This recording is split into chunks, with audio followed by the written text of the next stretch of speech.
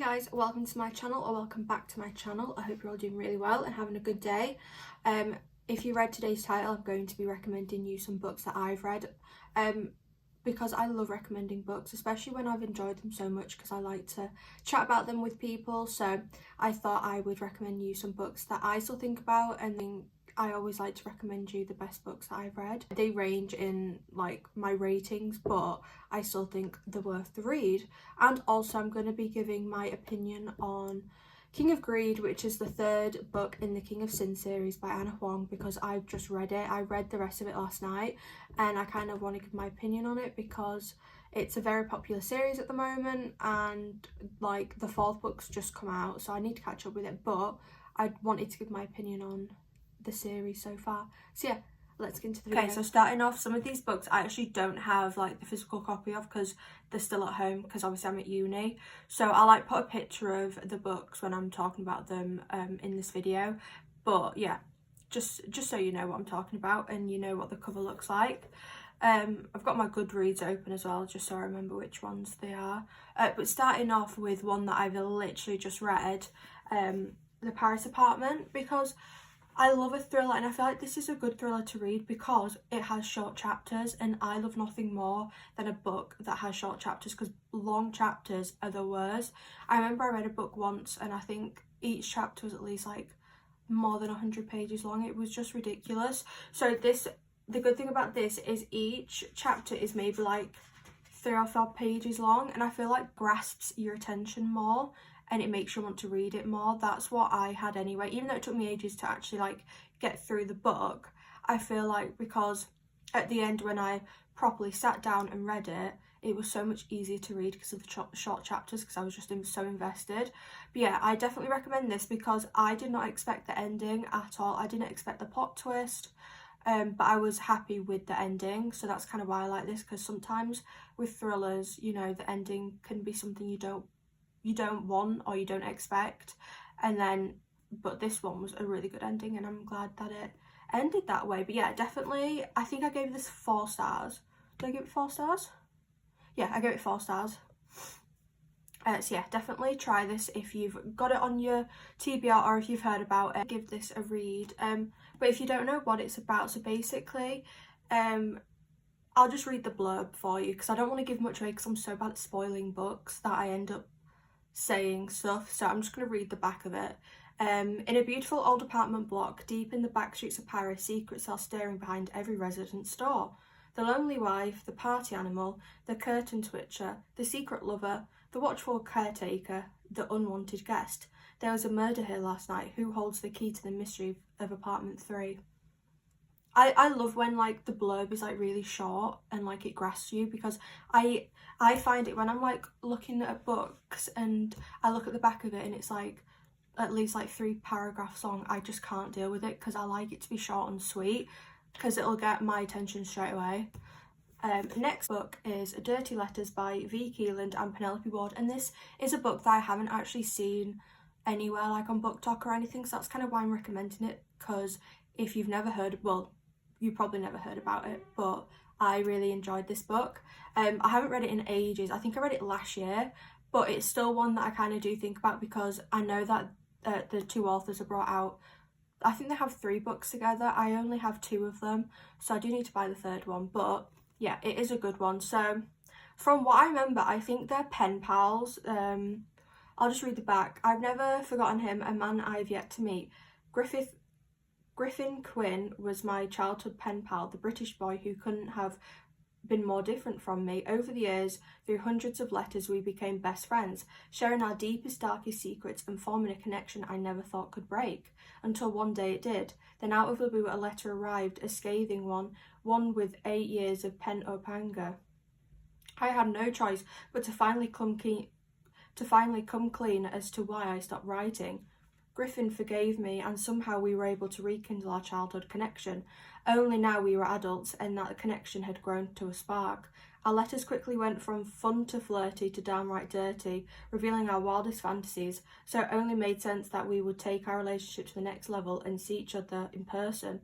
Only Griff didn't want to meet. He asked that I trust him and said it was for the best, but I wanted more. More Griff. in the flesh, so I took a chance and went looking for him.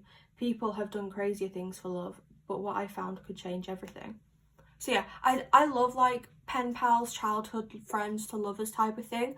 So yeah, I would definitely say give this a read, because it's an easy read as well, and it's first person, it's dual POV, so you get his and hers perspective on it. So yeah, give it a read. Next is Dear Enemy by Christian Callahan, and this was one of my favourite reads. I've even tabbed it, because if I love a book, I'll tab it, and this is one of like a few that I have tabbed.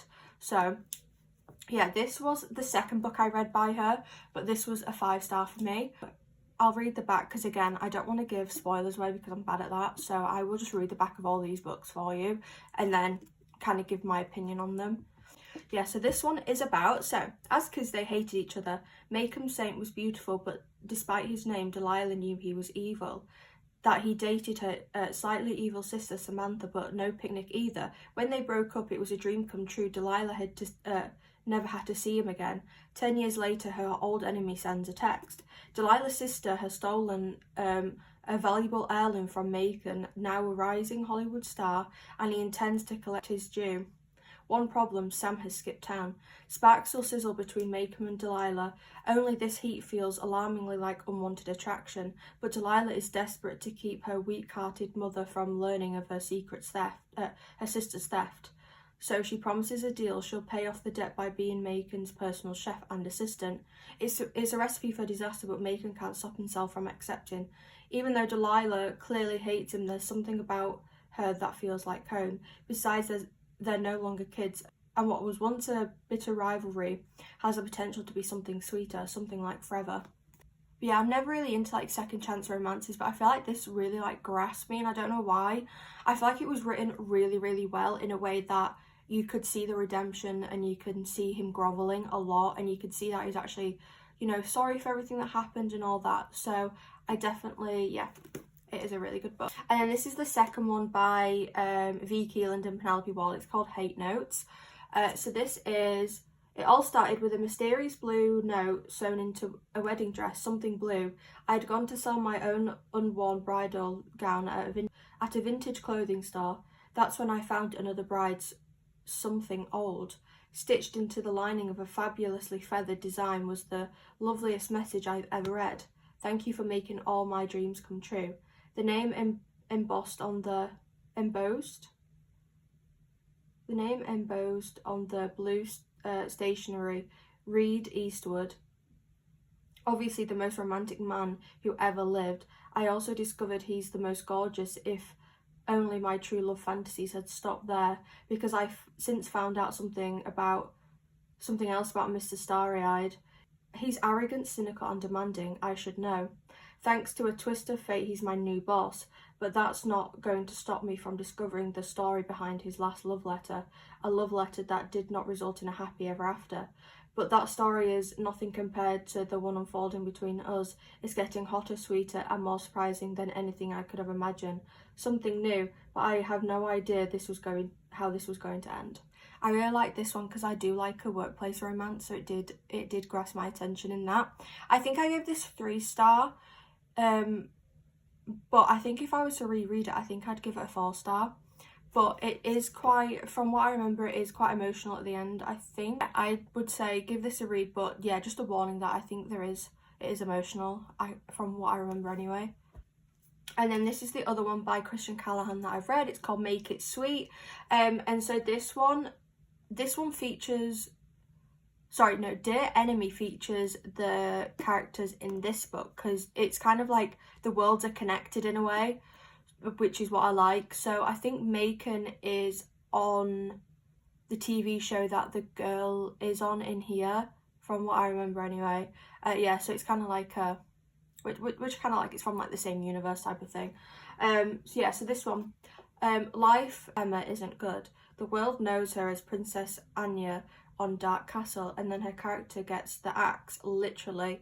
The cherry on top is finding her boyfriend in bed with another woman. She break, and sanctuary comes in the form of Rosemont, a gorgeous estate in California promising rest and relaxation. Then she meets the owner's equally gorgeous grandson, ex-hockey player and current recluse. Lucian Osmond, and she sees her own pain and yearning reflected in his eyes. He's charming when he wants to be, but also secretive and gruff, with protective walls as thick as Emma's own. Despite a growing attraction, they avoid each other, but then there's an impromptu skinny dip, and Lucian's homemade tarts and cream cakes start arriving at Emma's door, tempting her to taste life again. Trying to stay apart, they grow closer, and their broken pieces just might fit each other and make them whole. So yeah, so I really like this one as well, because I feel like it was really sweet to see them two like come together and help each other in a way, and I feel like that added to the chemistry between them, because they both were experiencing stuff within their like within their career that kind of put them at a hole, and I feel like they definitely helped each other come out of their shell and help each other become themselves again, and I really liked it. And yeah, I think I gave that a 4-star. And then next is one that I talk about all the time, but Every Summer After by Carly Fortune. And again, I tabbed this one. Oh yeah, I tabbed that one as well. And I tabbed this one. So this one is one of my all-time favourite books. I think about this one all the time. It is the definition of friends to lovers, and you know me, I love a friends to lovers book. So this one for me, like, I want a love like this. I don't know why, I love the idea of friends to lovers. I think it's a great foundation for relationships. So this was what I imagine friends to lovers to be like. And so yeah, so if you've never read it, then please read it this summer anyway, because obviously it's a summer book, so you can read it this summer. But 5 summers to fall in love, 1 moment to fall apart. They say you can never go home again, and for Persephone Fraser, that has felt a little too true for the last decade, ever since she made the biggest mistake of her life. Instead of glittering summers on the lake shore of her childhood, she spends them in a stylish apartment in the city, going out with friends and keeping everyone a safe distance from her heart, until the day she gets a call that sends her racing back to Barry's Bay and into the orbit of Sam Florrick. For 5 summers, through hazy afternoons on the winter and warm summer nights, working in his family restaurant, Percy and Sam had been inseparable, and slowly that friendship turned into something breakingly more, but it fell spectacularly apart. When Percy returns to the lake to attend Sam's mother's funeral, their connection is undeniable, as it had always been. Percy must confront the decision she'd made, and the last year she spent punishing herself for them, in order to determine once and for all whether their love might be bigger than the biggest mistake of their past. Told for the course of 5 years and 1 weekend. But yeah, the thing I love most about this book is that it obviously, like, it cuts between present day and the past, so you can kind of get their feelings with each other when they see each other again, and then it cuts back to them when they were younger and obviously falling in love and stuff, and I really liked that aspect of the book. But yeah, I definitely say give it a read. It is an easy read, and it is in first person as well, because I always like to make sure people know that most of these books are in first person, because I can read third person books, but I think for romance it's always best when they're in first person, because you get like their perspective. But yeah, it's in first person, so definitely give it a go this summer. The next is one that I read quite recently as well. It's called The Idea of You by Robin Lee. And so I read this because obviously the movie was coming out, and so when the movie got announced, I had the book, and so I thought, you know what, I'm actually going to read the book before the movie comes out. So that's what I did. I read the book. I literally finished the book a day before the movie came out on Prime, so yeah, I was in luck. But yeah, I gave it a go, and I did like it. Like, it was an easy read. It's not something that like grasped my attention and I read in like a day and I could read in a day. It did take me a while. Like, it took me, I think, over a couple of weeks to actually read it, but I did like it. I did like the concept of it. Like, I always like a celebrity kind of trope in a way, like one person's famous, the other person's not, and I did like it. Obviously everyone keeps saying like it gives like Harry Styles vibes and like Wattpad fan fiction kind of vibes, which it kind of does, but I still really enjoyed it, and I really enjoyed the movie. I'm glad they changed the ending in the movie, because the ending in the book is so sad. I read it and I was like, oh my god, like, I'm actually devastated. I'm so glad that I then watched the movie the next day and they had changed it, because I remember sending it to my friend and being like, oh my god, you'll never guess what like the ending of this book is, and I sent her a picture of what it said, and I'm like actually devastated. So if you don't know what it's about, I think it's Solene is a devoted mother and dedicated colleague and a considerate ex-wife, but it's been a long time since she's felt like herself. When someone comes along who seems to see her, to want her, and for who she really is, the attraction is instant, and so begins a jet-setting, earth-shattering secret love affair. That's someone who's world-famous sex symbol Hayes Campbell, captivating frontman of boy band of the moment August Moon, whose face is everywhere, including Celine's teenage daughter's bedroom. Can Celine allow herself to fall for the boy the whole world wants? And so I really like, they changed a lot from book to movie.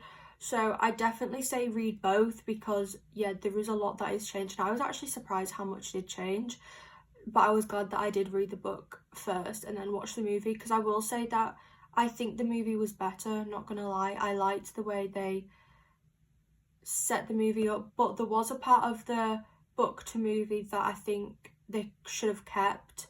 I think they should have kept the daughter's age the same from the book to movie, because I think the way things go down between the two, really, I think the age symbolised how the daughter felt and like how much it impacted the mum and Celine and Hayes' relationship. So I definitely wanted them to keep like it the same, because I feel like then you get like the proper heartbreak of it. But anyway, I still think it was good.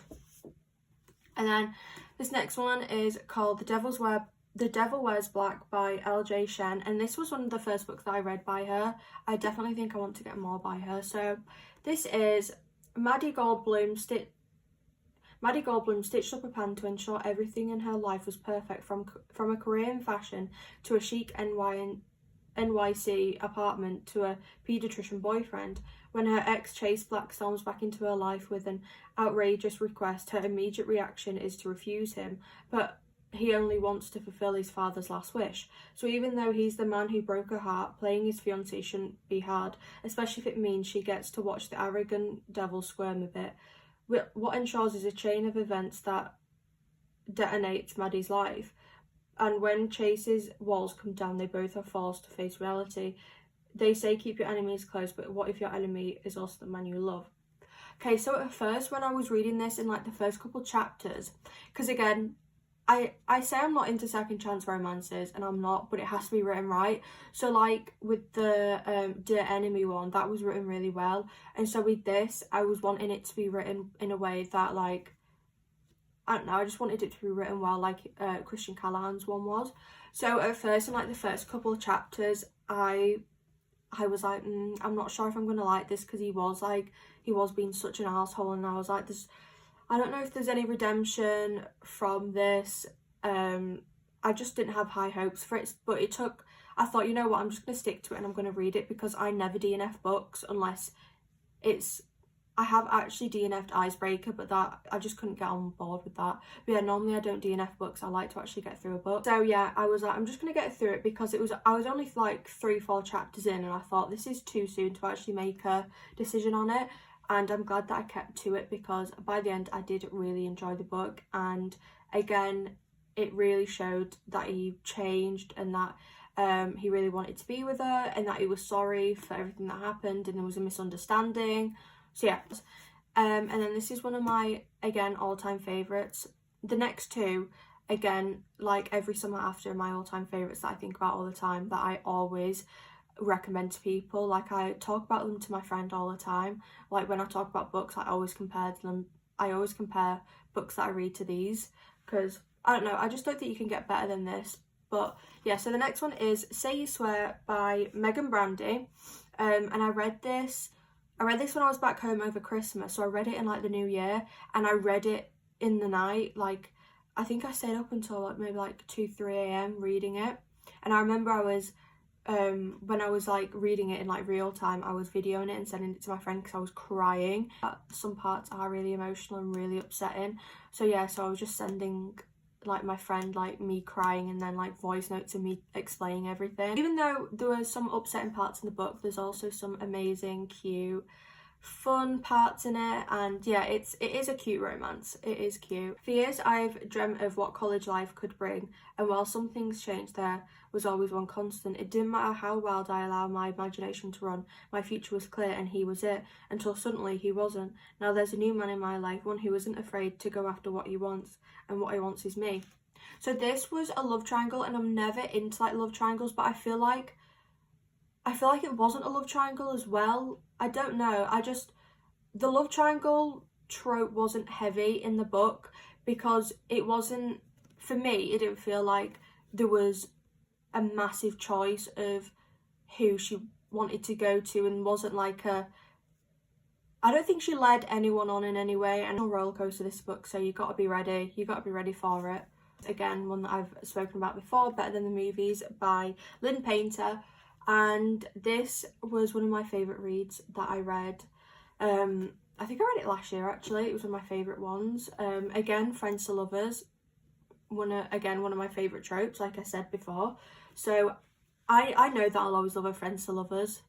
So this for me was perfect. It was written so perfectly and so cute. I just loved everything about it. Liz has always known that Wes Bennet was not boyfriend material.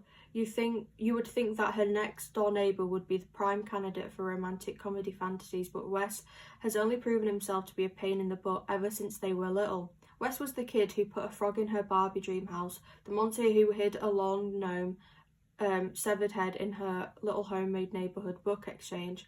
Flash forward 10 years from the great gnome decapitation, it's Liz's senior year, a time meant for to be rife with milestones perfect for any big scream. And she needs Wes's help. See, Liz's forever crush, Michael, has just moved back into town, and horribly annoyingly he's hitting it off with Wes. Meaning that Liz wants Michael to finally notice her and hopefully be her prom date, but she needs Wes. He's her in. As Wes and Liz scheme to get Liz her magical prom moment, she's shocked to discover that she actually likes being around Wes.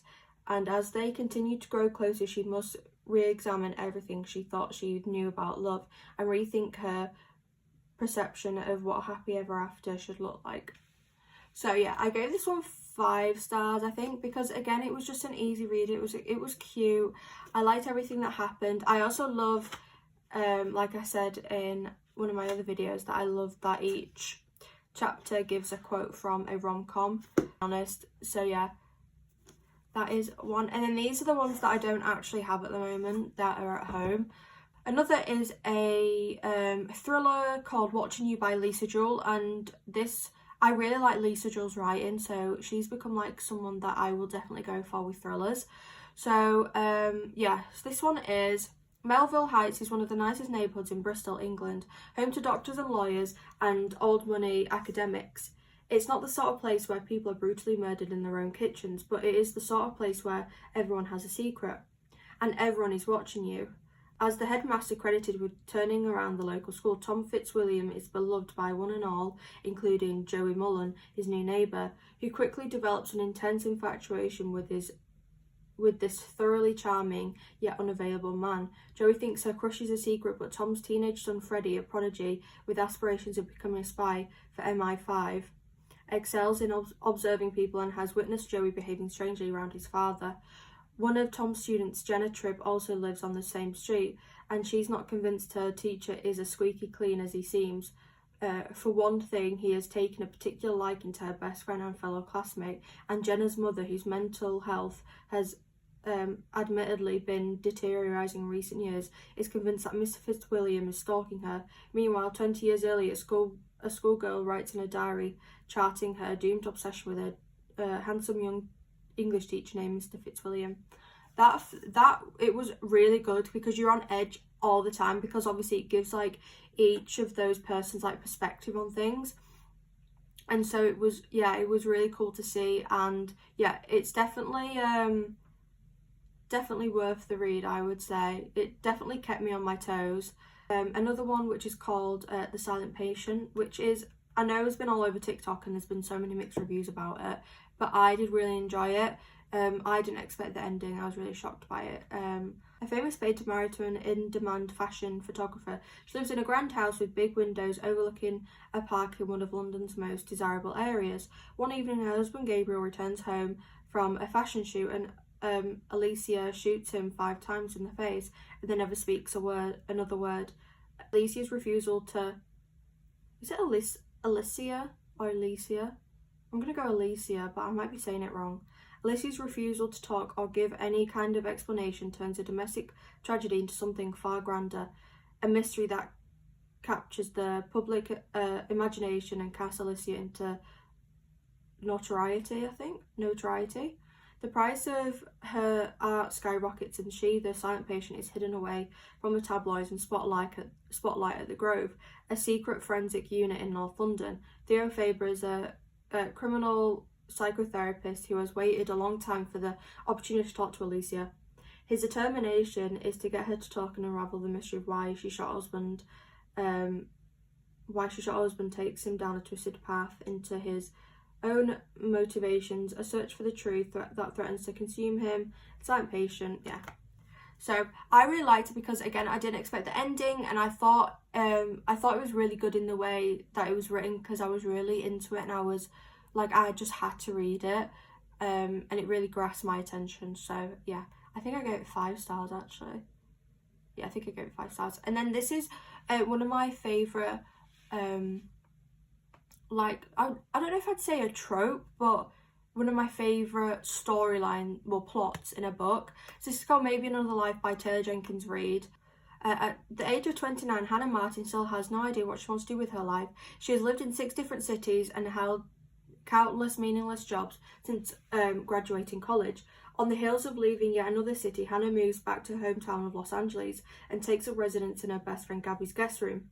Shortly after getting back to town, Hannah goes out to a bar one night with Gabby and meets up with her high school boyfriend Ethan. Just after midnight, Gabby asks Hannah if she's ready to go. A moment later, Ethan offers to give her a ride if she wants to stay. Hannah hesitates. What happens if she leaves with Gabby? What happens if she leaves with Ethan? In concurrent storylines, Hannah lives out the effects of each decision. Quickly, these parallel universes develop into radically different stories with large-scale consequences for Hannah, as well as people around her. As the 2 alternate realities run their course, Maybe Another Life raises questions about fate, true love, is everything meant to be? Yeah, see, I love that kind of plot in a book where, you know, it shows the lives of to make one decision and then make another. Because I remember I read a book a couple of years ago about that, and I remember I absolutely loved it. Because it took place, I think, just before New Year, and so this woman was making the decision either she wanted to divorce this guy or stay with the guy. So it kind of showed her life if she had stayed with the guy and if she had divorced him, and everything played out the exact same. Like, she still met the same people, just at different times. Like, something happened with a friend, it still happened in each of the realities, just again at different times. So yeah, it really changed my perspective on things. It made me think things happen for a reason, because in the book she meets this guy, because in one reality she dates this guy, and then in the other reality she meets him. So she still met the guy, it was just at different times. But yeah, I love that type of storyline. It really makes you think about the universe and stuff like that.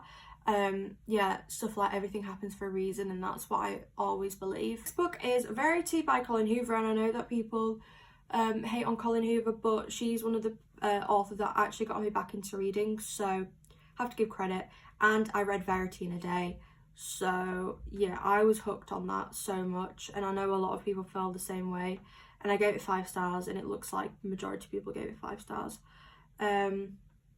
So Lowen is a struggling writer on the brink of financial ruin when she accepts the job offer of her lifetime. Jeremy Crawford, husband of best-selling author Verity Crawford, has hired Lowen to complete the remaining books in a successful series his injured wife is unable to finish. Lowen arrives at the Crawford house ready to sort through years of Verity's notes and outlines, hoping to find enough material to get her started. What Lowen doesn't expect to uncover is the chaotic office in an unfinished autobiography Verity never intended for anyone to read. Page after page of bone-chilling admissions, including Verity's recollection of what really happened the day her daughter died. Lowen decides to keep the manuscript hidden from Jeremy, knowing its contents would devastate the already grieving father. But as Lowen's feelings for Jeremy begin to intensify, she recognises all the ways she could benefit if he were to read his wife's words. After all, no matter how devoted Jeremy is to his injured wife, a truth this horrifying would make it impossible for him to continue to love her. This book was so weird and fucked up. Like, everything about it was just mental. I think that's why I gave it such a high rating and I read it in a day, because I was just on pins. I didn't know how it was going to play out. I didn't know what was happening. Like, it was crazy. And I'm still team manuscript. Like, I just don't get how anyone isn't team manuscript, because that was so many pages of stuff and it's just like, how can you make all of that up? Don't make any sense. So yeah, I'm team manuscript all the way.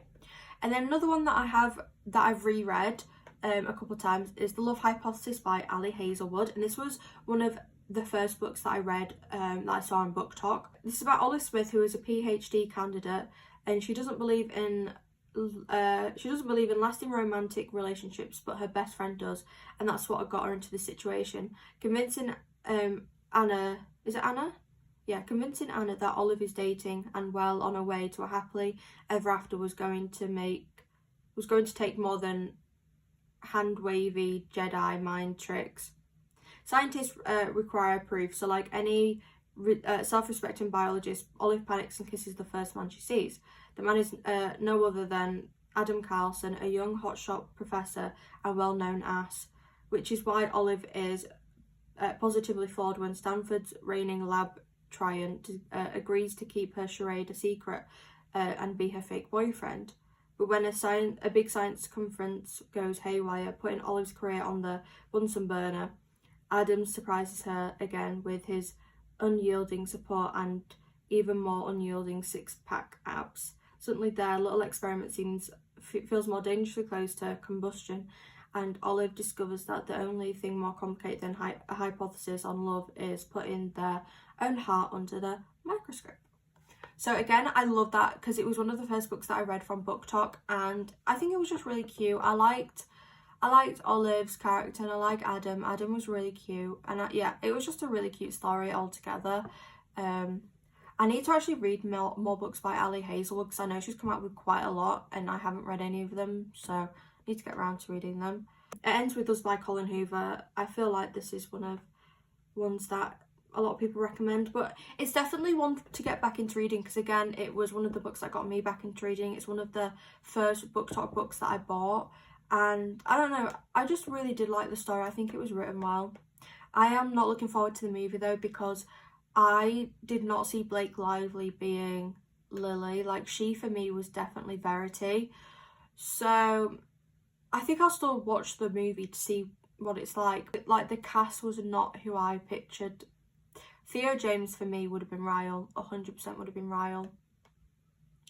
And yeah, so Lily hasn't always had it easy, but that's never stopped her from working hard for the life she wants. She's come a long way from the small town in Maine where she grew up. She graduated from college, moved to Boston, and started her own business. So when she feels a spark with a gorgeous neurosurgeon named Ryle Kincaid, everything in Lily's life suddenly seems almost too good to be true. Ryle is assertive, stubborn, maybe even a little arrogant. He's also sensitive, brilliant, and has a total soft spot for Lily. And the way he looks in Scrubs certainly doesn't hurt. Lily can't get him out of her head, but Ryle's complete aversion to relationship is disturbing, even as Lily finds herself becoming the exception to his non-dating rule. She can't help but wonder what made him like that in the first place. As questions about her new relationships overwhelm her, so have thoughts of Atlas Corrigan, her first love, and a link to the past she left behind, and her kindred spirit, her protector. When Atlas suddenly reappears, everything Lily has built with Ryle is threatened. Yeah, see, I did not realise what the book was until I read it, and honestly, that again is like an emotional roller coaster. it's definitely worth the read. I think I haven't actually even read It Starts With Us. I bought it. I pre-ordered it when it was announced that it was coming out, and I've never read it. I don't know why. I just have never had the motivation to, but I definitely think I will at some point. I just don't know when. But yeah, I definitely think emotional, so I definitely look at the trigger warnings before reading it. Ryle is an arsehole. I absolutely hate Ryle so much. He's one of the worst like book boyfriends out there. He really is. But yeah, they're all the books that I recommend. I hope you do give some of them a read, because they will not disappoint. So moving on from books I recommend, I'm gonna just give like a little review of King of Greed, which is the third book, like I said, in the King of Sin series. So I read this last night. Well, I finished it last night, and I have to say I was so disappointed with it. I had such high expectations for this book because so many people had been talking about it, and so many people had said that it's their favourite of the series so far anyway. But for me, it just didn't give. I just was really disappointed. I feel like Dominic didn't grovel enough. I feel like he hurt Alessandra. Like, it was years and years of him mistreating her and breaking her heart with stuff, and I feel like he just didn't grovel enough. If that was me, it would take years for him to be able to come back into my life. I think she made the good decision with divorcing him to kind of get him to understand what he did wrong and how he made her feel, but she went back to him too easily. Like, I just didn't like it. I think she gave in too easily to him. You know, he hurt her way too much, and she forgave him way too easily.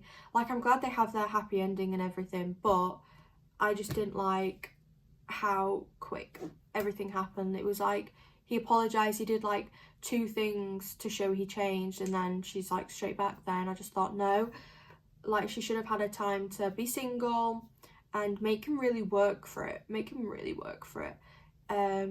yeah, I think it's probably my least favourite of the series so far. The second one, King of Pride, is still my favourite so far of the series.